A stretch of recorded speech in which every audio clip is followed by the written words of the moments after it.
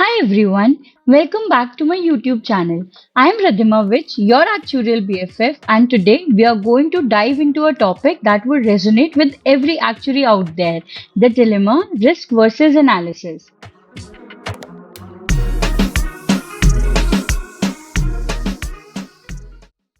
So, guys, this topic is in continuation to my LinkedIn post that sparked some insightful feedback from the community. So, let's just dive deeper.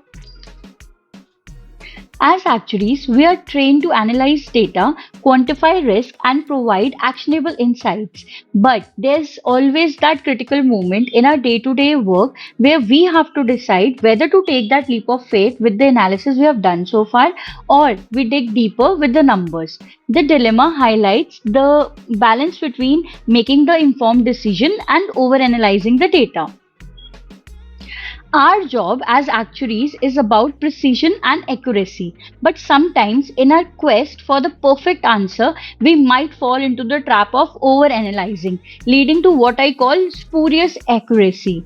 This can create a false sense of security, where we might mistake precision for truth. The key is knowing when to stop analyzing and trust our insights.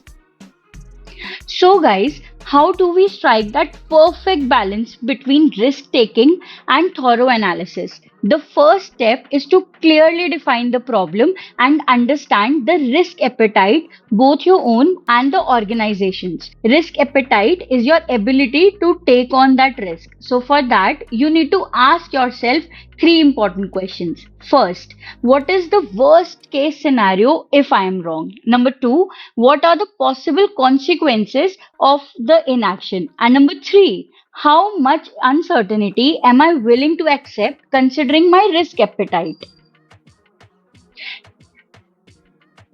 Effective decision making isn't just about numbers or data analysis, it's also about clear communication with the stakeholders. It's crucial to keep them involved and informed about the level of uncertainty in your analysis and the potential risks involved. This builds trust and ensures that everybody is on the same page, which minimizes the conflict down the road. Another key component is establishing a feedback loop.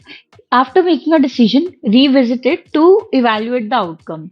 This not only provides valuable insight but also helps refine your decision making process. Remember, inaction or delayed action can sometimes be riskier than taking a calculated risk, which is based on the analysis that you have already done. Okay, guys. So let me give you a quick example. Imagine you are working on a pricing model for a new insurance company.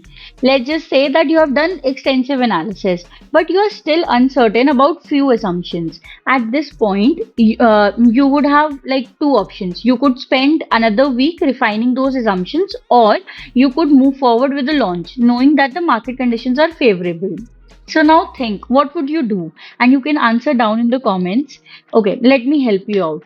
In this scenario, if the impact of those uncertain assumptions is minimal and the potential upside of launching early is significant, it makes sense to take the risk. However, if those assumptions are critical to products profitability, it would be wise to invest extra time in further analysis. The key takeaway here is that as actuaries, we must constantly weigh the risk of actions against risk of inaction.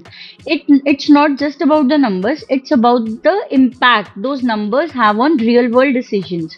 The next time you face this dilemma, remember to ask yourself, how wrong could I be, and what would be the consequence be? This mindset will help you make more informed and confident decisions. And before I go, here's a quick tip. Technology and automation are rapidly evolving and can greatly assist us in making quicker and more accurate decisions.